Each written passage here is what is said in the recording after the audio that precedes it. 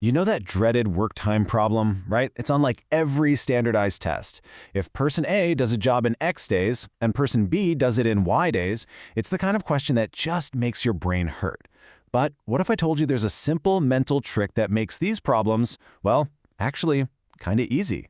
Stick around. All right, let's look at a classic example. A can do a job in 12 days. B needs 16 days, and C takes a full 24 days. So the big question is, how long will it take if they all work together? Now, what's your first instinct here? Maybe average the numbers? Or maybe your brain just short circuits thinking about the algebra involved? Just hold that thought. Yeah, I know, it looks like a real headache, but trust me, there's a trick, a really simple one, that just completely flips this whole thing on its head.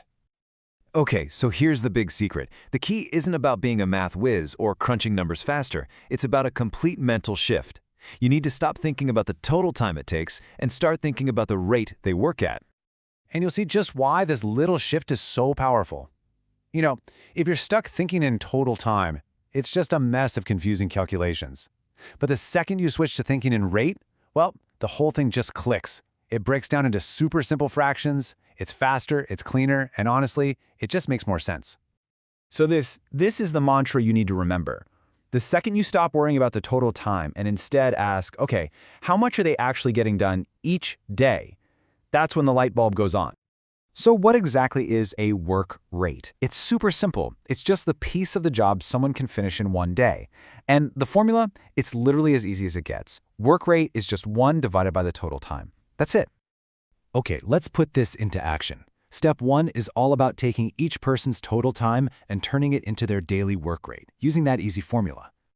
And this is really straightforward. Think about it. If person A finishes the job in 12 days, it means every single day they're knocking out 1/12 of the work. Same goes for B. 16 days means they do 1/16 per day. And C, they get 1/24 done each day.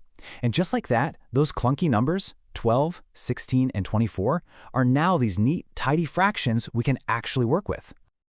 All right, so now we know what each person can do in a single day. The logical next question is, what happens when they all team up? Well, it's exactly what you'd think. We just add up their daily contributions. So their combined rate for one day is just A's rate plus B's rate plus C's rate, which means we've got a new, much simpler problem to solve. 1/12 plus 1/16 plus 1/24. Okay, fraction time. To add these up, we got to find a common denominator. And a little mental hack here. The lowest common multiple of 12, 16, and 24 is 48. All three of those numbers go into 48 perfectly. So let's convert them. 1/12 is the same as 4/48. 1/16 is 3/48. And 1/24, that's 2/48. And look at that. Suddenly, this is just a simple addition problem. So 4 plus 3 plus 2, that gives us 9. So our combined rate is 9/48. And what's really important to remember is what this number means. This is the fraction of the job they get done together in just one day. We're so close now. All right, here we go, the final step. And honestly, this is the most satisfying part of the whole trick. The logic is actually super intuitive when you think about it. I mean, if we know the piece of the job they finish each day, how do we find out how many days it takes to finish the whole thing? You just flip the fraction. The total time is simply the inverse, the reciprocal of that combined rate. So we take our 9/48, we flip it upside down, and we get 48/9. And just like that messy word problem has become a dead simple division problem. And 48 divided by 9 is 5.33. That's it, 5.33 days. That's how long it takes for all three of them to get the job done when they work together. No complicated algebra, no headaches, just a quick change in how you look at the problem. Okay, so let's boil this whole thing down into a super simple toolkit that you can pull out anytime you see one of these problems. It's just 3 easy steps. That's all you have to remember. First, you convert to rates. You just flip the time. Second, you add those rates together. And third, you invert that final sum to get your answer. Convert, add, invert. That's the whole game. And the best part is, this isn't just a one-trick pony.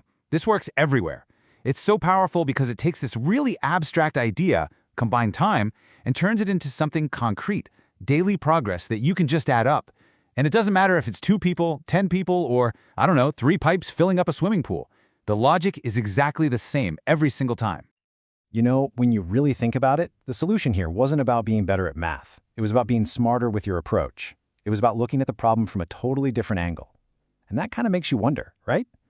What other big, complicated problems out there could become simple if we just found the right way to look at them?